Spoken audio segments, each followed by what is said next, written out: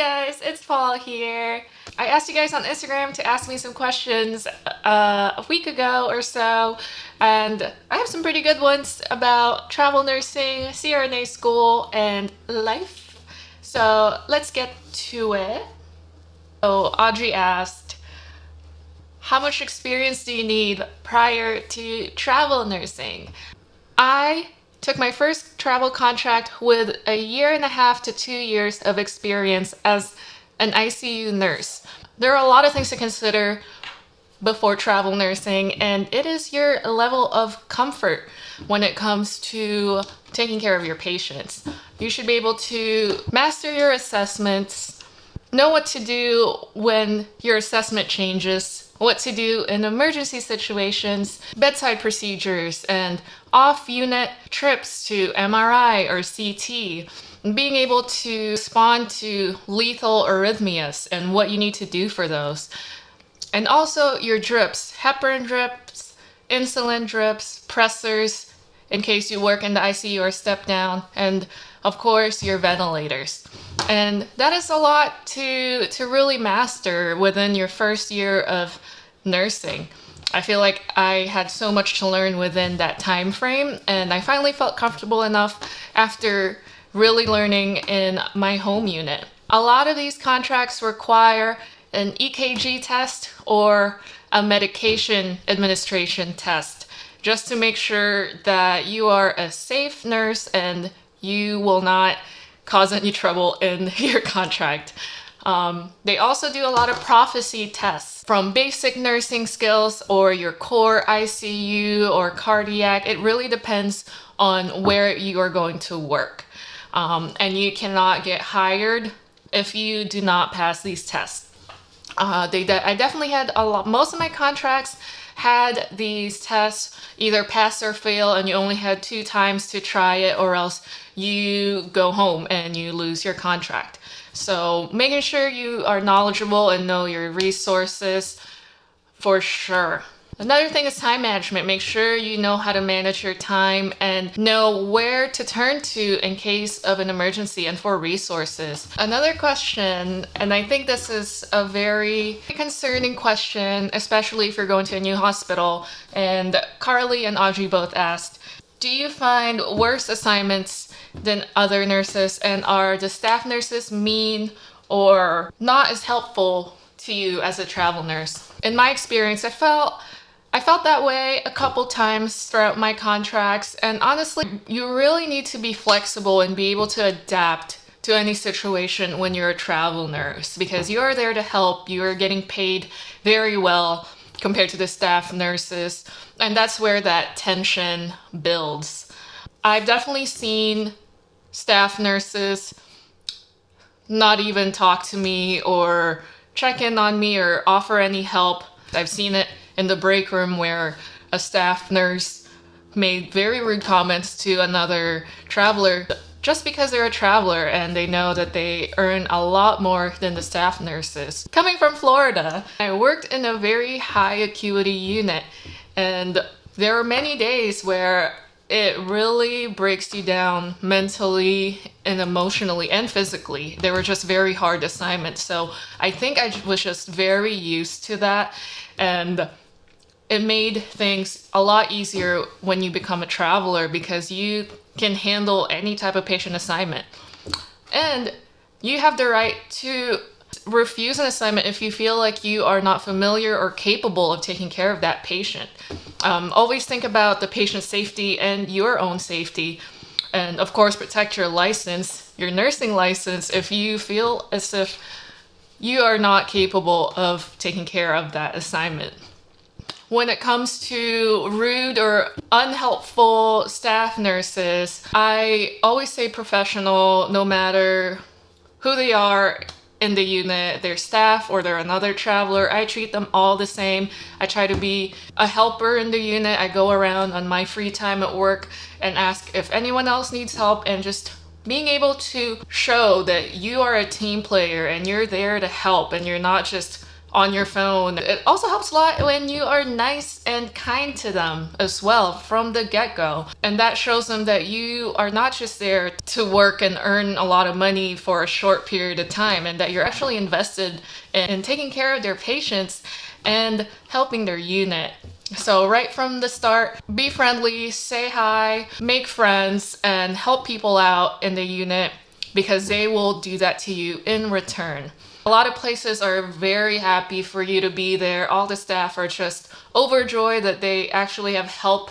And some places, they are overrun with travelers, and some people aren't able to become travel nurses. But you always have your charge nurse, your resources, and always ask questions and ask for help if you need it. Is it harder to get travel assignments in states that are not compact licensed states? Yes, it is a process to get licensed in other states that are not compact. Here is a map of all compact states. And when I graduated and took my boards in Florida, I had a compact license, which means I was able to work in Florida. And I had the option to also work in other states if I wanted to that are compact. And the whole West Coast is non-compact, and New York is also non-compact. So you would have to apply to these states individually. When I knew I wanted to be a travel nurse in California, I applied for the license months before I even took a contract, because California is notorious for being one of the slowest when it comes to licensing.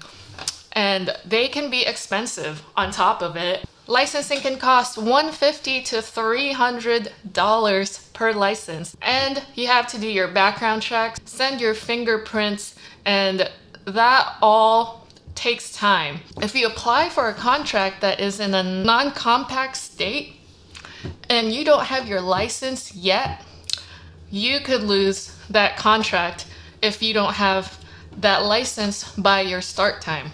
So my advice is get your license way ahead of time if you're interested in becoming a travel nurse in a certain state that's non-compact. Danny asked, how long did you go to school for?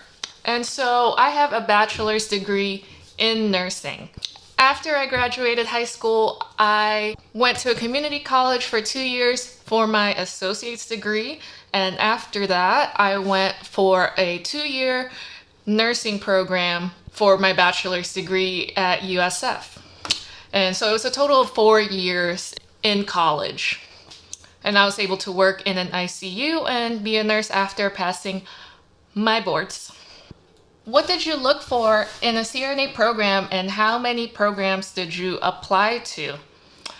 So when I was looking at CRNA programs, I looked only in Florida because I wanted to stay in the state to be close to my family. With the CRNA program, you are not able to work for most of them, and you need a lot of support mentally, emotionally. That's why I only picked schools that were in my home state. Another thing I look for when I'm browsing through programs is their requirements. A lot of these programs have very different requirements. A lot of them need your years of ICU experience, your GRE score, which, by the way, there are many schools who do not require the GRE, just so you know. Some schools require biochem or organic chemistry.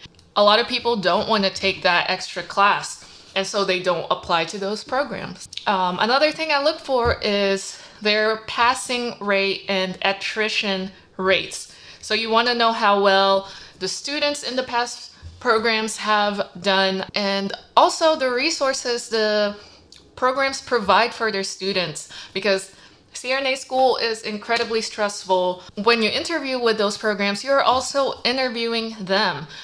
Ask them questions that are most important to you, like how many clinical sites do you go to? How many intubations and line placements do you get? GRE study tips. My most hated exam. And a lot of CRNA schools, like I mentioned, require at least a 300 on this test. I think the best thing for me that I did, and I tried doing the books and online, and what worked really well was Magoosh. You have to pay for however long you want for their course, and they offer a lot of practice exams and lessons. And the practice exams were the most helpful to me because it really helped with my time and my pace with answering questions.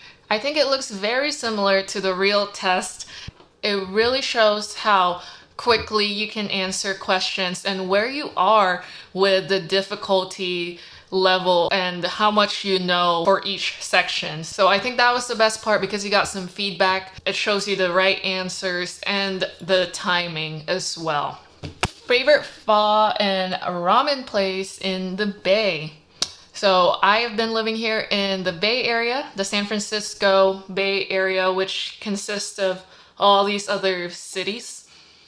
Amazing, amazing place. Amazing place for food. Oh man. Oh man. I've been eating so good here. And I would say my favorite ramen place here is Ramen Nagi. Top-notch broth, amazing noodles, it's my favorite ramen place of all time actually, and I have been to many, many ramen places, so that's a very big deal. Pho, I've only gone to one Vietnamese restaurant here, and that was Golden Bamboo.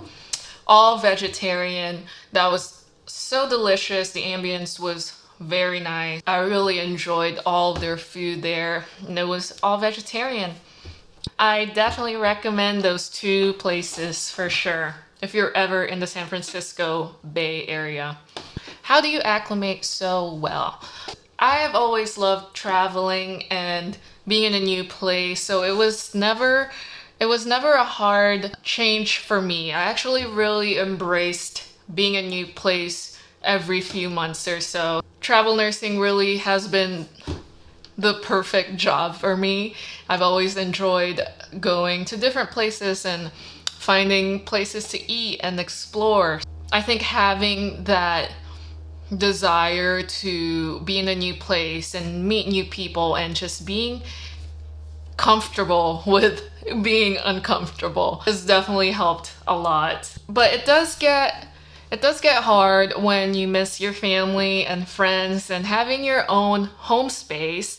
We have been living in short-term rentals, which it takes quite a while to get used to sometimes, and you have to add little elements that make it feel like your own home, and that usually takes a couple weeks to start. And of course, finding your favorite restaurants and grocery store and car wash and car places, and it really just takes you out of your comfort zone. But I definitely have enjoyed travel nursing because I've always loved traveling.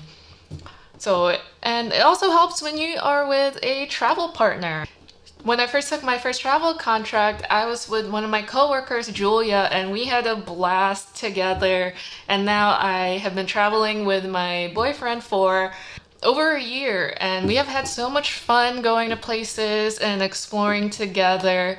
And it can be lonely if you are alone here and you don't know anyone in the area, but it gives you the opportunity to start fresh and meet new people, and it's just how you look at it and your perspective.